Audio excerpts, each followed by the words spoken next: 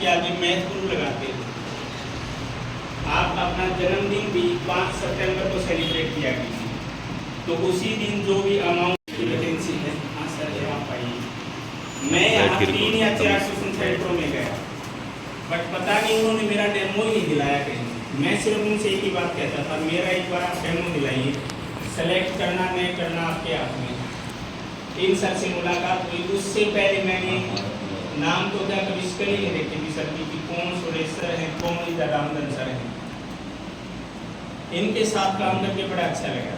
फिर मैंने कहा सर कोशिश रहेगी कि 100 में से 100 मार्क्स ला दूंगा मैं। बोला सर इससे पहले उनका सर के एग्जैक्ट तो मुझे याद नहीं, बट 1000 बच्चे तो कम से कम रहे ही होंगे जिनके 100 में से 100 मार्क्स आ रखे हैं। बोला सर ठीक है देखते हैं। अब मैंने इनको प्रॉमिस कर तो दी ये बात, अब मुझे भी कहीं ना कहीं मेरे अंदर डर था कि अगर एक बच्चे की भी 100 नहीं आए तो सर ये कहेंगे सर कहाँ गए 100। अब भी आप लोगों ने रिजल्ट देखा था, इधर हमारे पीआर में 4 बच्चे ऐसे रह गए जिनके 99 मार्क्स आ गए। मैंने सर से यही बात की, मैं कहा सर इनके अगर 90 मार्क्स आते ना मुझे दुख नहीं होता, दुख है सिर्फ 1 नंबर का, क्यों 1 नंबर कहाँ गया। अब हो सकता है उसमें कुछ बच्चों की गलती रही हो, या हो सकता है मेरी खुद की भी गलती रही हो। अब मैं आपके टॉपिक की बात कर रहा था अभी, आपको भी सर थोड़ा बता रहे थे एम के बारे में। आप 3 चीज याद रखना, एम, फेम, गेम, और उसके साथ आप जोड़ दो अपना नेम। सबसे पहले एम बनाओ कि आपको बनना क्या है। मैं कहते मेरे फुल मार्क्स आते हैं, लेकिन मुझे आता कुछ भी नहीं, क्योंकि मैं रट के ले जाता। मुझे लगने लगा कि कहीं ना कहीं मैं फेल होऊंगा। अब जैसे मान लिया आपका पहला ही चैप्टर है रियल नंबर, आपने पूरी तरीके से रट लिया। अब सेकंड चैप्टर स्टार्ट होता है पॉलिनोमियल, मैथ की बात कर रहा हूँ। अब पॉलिनोमियल को रटोगे तो आप रियल नंबर भूल जाओगे, और आपको चैप्टर कितने 14 करने।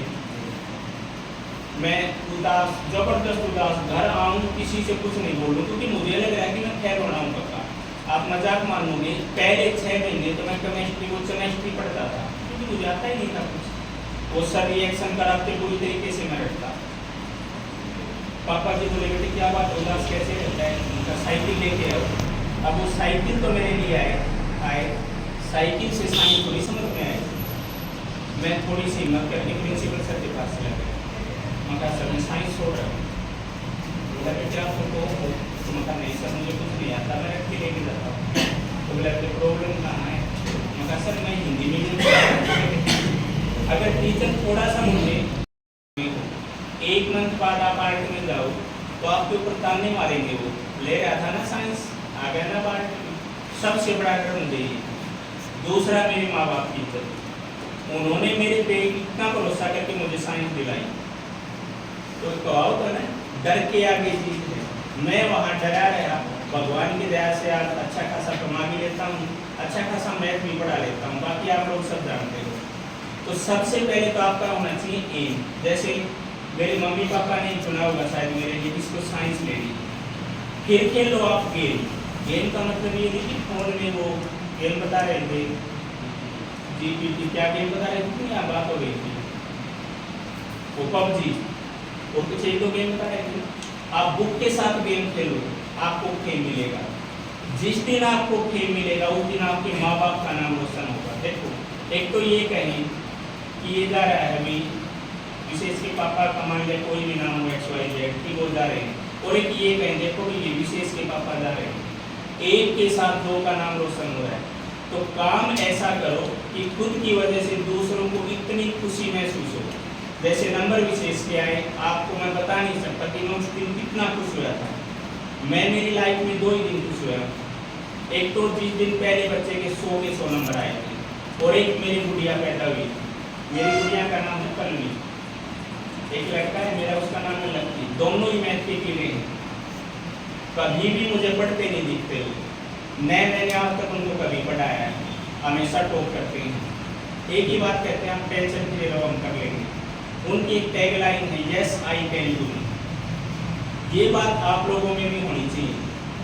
अब जिन बच्चों के कम मार्क्स आए हैं उनको हताश उदास होने की जरूरत नहीं है, आपके पास फिर मौका है। 2 साल बाद फिर भी तो बोर्ड आ रहा है आपका 12। एक कई बार वो यादव यादव है, एलविस यादव, कई बच्चे नाम लेते हैं, कहोगे तो उनका कॉन्टैक्ट नंबर भी दे दो। उसकी सिस्टर है, उसके ताऊ की लड़की, उस लड़की का मैथ इतना जबरदस्त था जिसकी कोई याद नहीं। 10th वो CBSE से थी, गुड़गांव से बिलोंग करती है, बादशाहपुर से। तो 10th क्लास का प्री बोर्ड तक उसके 100 में से 100 नंबर आए। मेरे पास वो ट्यूशन के लिए आती थी, math group classes by Pawan sir, आप सर्च मार लेना था वो। मुझे इतनी उम्मीद थी उस बढ़िया से कि ये बोर्ड को टॉप करेगी।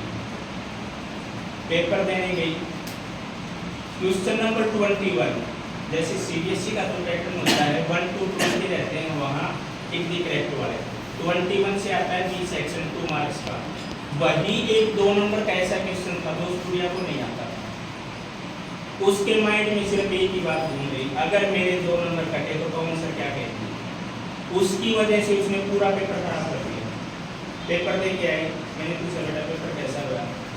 मुझसे मत पूछो सर, मुझे पता ही नहीं, मैं फेल होंगी पास।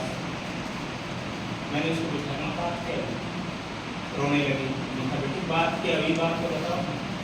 कर दिया आगे, मुझे यही पता नहीं मैं करके क्या आई। रिजल्ट आया, उसके नंबर आए मात्र 80, और जबकि 100 आने चाहिए। 80 में से 60 20 वाले स्कूल वाले लगा देते हैं। क्योंकि सर मैं पढ़ना ही छोड़ रही हूँ, इतनी हताश और उदास। मैंने कहा बेटा क्या बात होगी? 2 साल बाद थी चांस आपके पास, वो IAS बनना चाहती थी। तो मैंने कहा बेटा आप मैथ्स IAS बनना चाहते हो, बन सकते हो, आप आर्ट ले लो। उसने आर्ट विद मैथ लिया, 100 में से 100 मार्क्स को 12th में जाके लेके आई, सिर्फ और सिर्फ जिद की वजह से। तो आप भी तो ऐसी जिद कर सकते हो। मम्मी पापा के आगे आप जिद करते हो, नहीं मुझे तो ऐसे कपड़े पहनने हैं, ऐसे कपड़े पहनने हैं, आपकी जिद पूरी की जाती है ना। क्या आपके माँ बाप आपको कभी जिद करते हैं बेटा 100 में से 100 लेके आ? क्या आप उनकी जिद पूरी कर दोगे? बोलिए। जब माँ बाप के आगे आप जिद कर सकते हो तो आपके माँ बाप भी तो कभी जिद करते होंगे? नहीं करते, क्योंकि उन्हें आप पे भरोसा है कि आप कुछ ना कुछ अच्छा करके दिखाओगे। तो कहने का तात्पर्य है माय डियर स्टूडेंट, जिनके कम मार्क्स आए कोई बड़ी बात नहीं, आपके मार्क्स कोई कम नहीं है। अब कहावत होती है ना, जो मर गए उनसे तो हम अच्छे हैं क्योंकि हम जी रहे हैं। कई बच्चे फेल भी होते हैं, क्या वो पढ़ने वाले नहीं होते? उनके भी तो माँ बाप होते हैं, उनको भी तो दुख होता है। आपके किसी के 70%, 80%, 90% ऐसे मार्क्स आए, आप उसको कन्वर्ट 100% में कर सकते हो, 2 साल की तो बात है।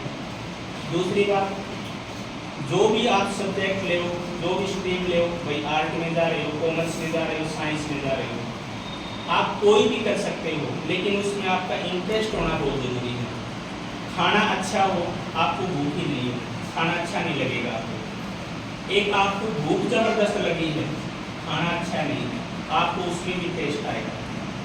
अपनी लाइफ को अगर टेस्ट करोगे तो भी इस लाइफ को आप बेस्ट कर पाओगे, और बेस्ट करोगे तो फिर बाद में रेस्ट नहीं करोगे आप।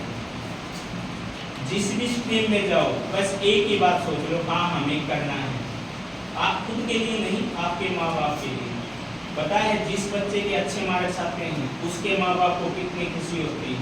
दूसरी बात, मैं सुरेश सर को बोल रहा था, पड़ोसी और लाइट हमेशा जलती हुई अच्छी लगती है।